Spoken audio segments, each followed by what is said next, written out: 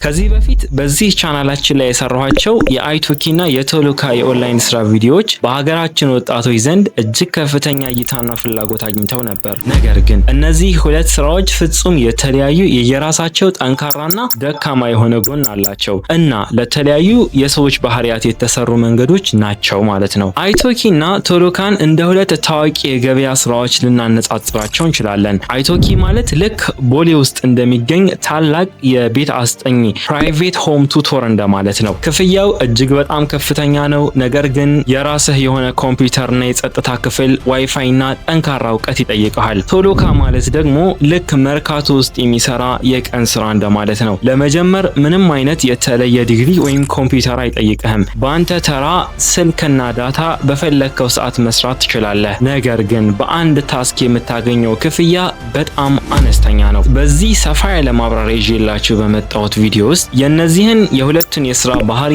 የውስጥ አሰራራቸውንና ደረጃ በደረጃ እንዴት እንደምትመዘገቡና እንደምትሰሩ እውነተኛ ገቢያቸውንና በመጨረሻም እናንተ ካላችሁበት የአኗኗር ዘይቤ አንጻር የትኛውን መምረጥ እንዳለባችሁ በዝርዝር እናያለን። በመጨረሻም ከአሁን በኋላ የፎአኒኬር ቻናላችን ይበልጥ የትኛውን አይነት ስራ ትኩረት አድርጎ እንዲጠቁማችሁ እንደምትፈልጉ የእናንተን ቀጥተኛ ምርጫ በጋራ እንወስናለን። የመጀመሪያውና ከፍተኛ ገቢ የሚያስገኘው የአይቶኪ ቋንቋ የማስተማር ስራ ባህሪን በጥልቀት እንመርምር። አይቶኪ ሰዎችን በቋንቋ ማስተማር ገቢ የምታገኝበት መድረክ ነው። ኢትዮጵያ ውስጥ ሆነህ ልታስተምራቸው የምትችላቸው ሁለት ዋና ዋና ነገሮች አሉ። አማርኛ ማስተማር። በውጭ ሀገር የሚኖሩ ትውልደ ኢትዮጵያውያን የሆኑ ልጆች ወይም የውጭ ሀገር ዜጎች አማርኛ መናገር ወይም መጻፍ ይፈልጋሉ። አንተ የአፍ መፍቻ ቋንቋ አማርኛ ስለሆነ ይህንን ቋንቋ በቀላሉ በውይይት መልክ ልታስተምራቸው ትችላለህ። ሌላው ደግሞ እንግሊዘኛ ማስተማር ነው። የመግባባት ችሎታ ከፍተኛ ከሆነና በእንግሊዘኛ ቋንቋ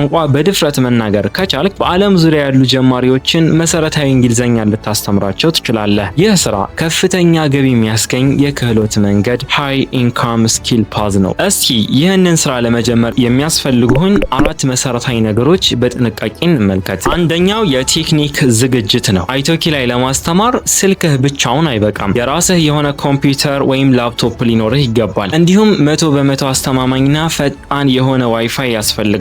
በክፍል ውስጥ ኢንተርኔት የሚቆራረጥ ከሆነ ተማሪ ወዲያውኑ ኮከብ ወይም ደግሞ ሬቲንግ ይቀንስብሃል። በተጨማሪም ፊትህ በግልጽ የሚታይበት ዌብካም እና ድምጽህ በግልጽ የሚሰማበት ማይክሮፎን ያስፈልጋል። ሁለተኛው ጸጥ ያለ ክፍል ነው። ለማስተማር በምትቀመጥበት ጊዜ በጀርባህ በኩል የሰዎች ጩኸት፣ የመኪና ትላክስ ወይም ደግሞ የሚረብሽ የአካባቢ ጩኸት በጭራሽ መኖር የለበትም። ጸጥ ያለና ንጹህ የጀርባ ድምጽ ያለው ክፍል ማዘጋጀት አለበት።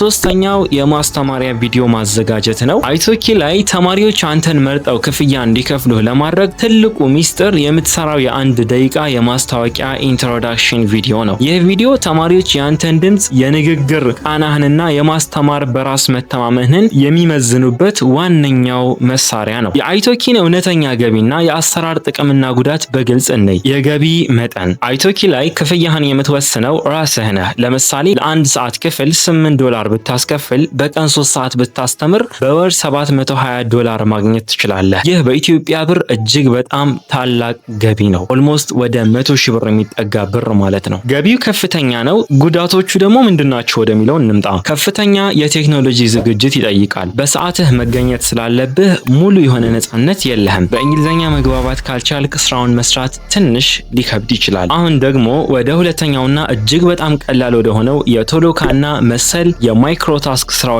ባህሪ በጥልቀት እንለፍ። ማይክሮታስክ ማለት ትልልቅ የቴክኖሎጂ ኩባንያዎች ለምሳሌ ያንዴክስ፣ ጉግል ወይም ደግሞ ማይክሮሶፍት የራሳቸውን ሰው ሰራሽ አስተዋይ ወይም ደግሞ ኤአይ የምንለውን የነዚህን የፍለጋ ሞተሮች SEO ሰርች ኢንጂን ኦፕቲማይዚንግ የሚባሉ እነዚህን ለማሰልጠን የሚጠቀሙባቸው ትናንሽ የዲጂታል ስራዎች ናቸው። የእነዚህ ስራዎች ዋነኛው ባህሪ ዝቅተኛ መሰናክል ወይም ደግሞ ላው ባሪየር መሆናቸው ነው። ለመጀመር ምንም አይነት የተለየ ዲግሪ፣ የኮምፒውተር እውቀት ወይም ደግሞ ላፕቶፕ አይጠይቅህም። እስኪ የማይክሮታስክ ስራዎችን ለመስራት የሚያስፈልጉህን መሰረታዊ ነገሮች በጥንቃቄ እንመልከት። አንደኛው የስልክና የዳታ ዝግጁነት ነው። ይህንን ስራ ለመስራት ያንተ ተራ ስማርት ስልክ ብቻ በቂ ነው። ዋይፋይ ማግኘት ካልቻልክ እንኳን በሞባይል ዳታ በቀላሉ ልትሰራው ትችላለህ። ሁለተኛ ደግሞ የትሬኒንግ ታስክ ናቸው። ቶሎካ ላይ ስራዎችን መስራት ከመጀመርህ በፊት አፕሊኬሽኑ አጫጭር ነፃ የልምምድ ፈተናዎችን ፈተናዎችን ይሰጣል። ትልቁ ሚስጥር በእነዚህ ፈተናዎች ላይ የምታገኘው ውጤት ከፍ ባለ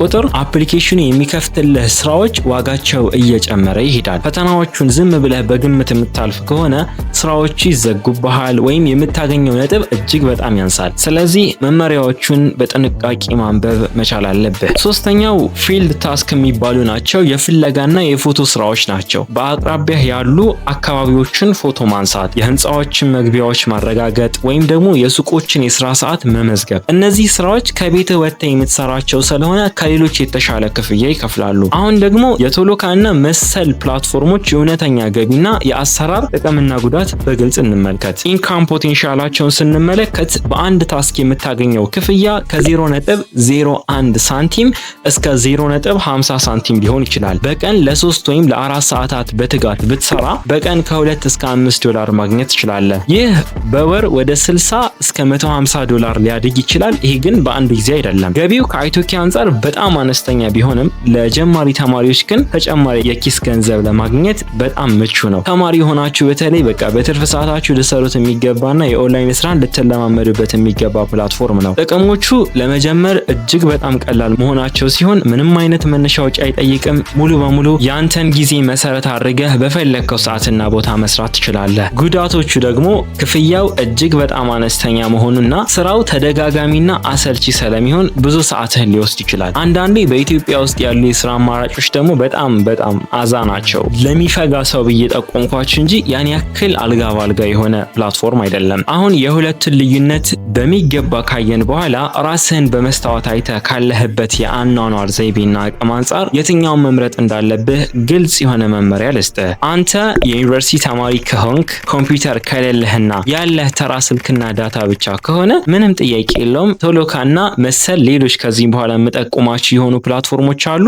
እነሱ መሆን አለባቸው። አይቶኪን ለመጀመር ብትሞክር ጊዜን ታጠፋለህ፣ ምክንያቱም ኮምፒውተርና ዋይፋይ የለህም። ቶሎካ ላይ ገብተህ በትርፍ ሰዓትህ ታስኮችን በመስራት የሞባይል ካርድህን መሸፈኛና አነስተኛ የኪስ ገንዘብ በቀላሉ ማግኘት ትችላለህ። ሌላው ደግሞ አንተ ዲግሪ ያለህ ወይም በእንግሊዝኛ በጥሩ ሁኔታ የምትግባባ ከሆንክ ላፕቶፕና ዋይፋይ ካለህ እባክህ ቶሎካ ምናምን መሰሎች ላይ ጊዜህን አታባክን። ያንተ ምርጥ ምርጫ አይቶኪ መሆን አለበት። የራስህን የማስታወቂያ ቪዲዮ በጥራት ሰርተህ አማርኛን ለውጭ ሀገር ተማሪዎች ማስተማር ጀምር። በጥቂት ቀናት ውስጥ በወር 500 ዶላር በላይ እውነተኛ ገቢ ማግኘት ትችላለህ። ሌላኛው ደግሞ አንተ የኦንላይን ስራዎችን ገና ዛሬ የምትጀምር አዲስ ሰው ከሆንክ መጀመሪያ በቶሎካ ጀምር። ምክንያቱም ቶሎካ ላይ ስትሰራ የኦንላይን ስራዎች እንዴት እንደሚሰሩ፣ ክፍያዎች እንዴት እንደሚወጡና ስራን በጥራት መስራት ምን እንደሆነ በትንሹ ትለማመዳለህ። ራስህን ካሳደግክ በኋላ ግን ወደ ከፍተኛ ገቢ ወደሚያስገኘው የአይቶኪ መንገድ መሸጋገር አለብህ። አያችሁ፣ የትኛው ስራ ምርጥን የሚባል ነገር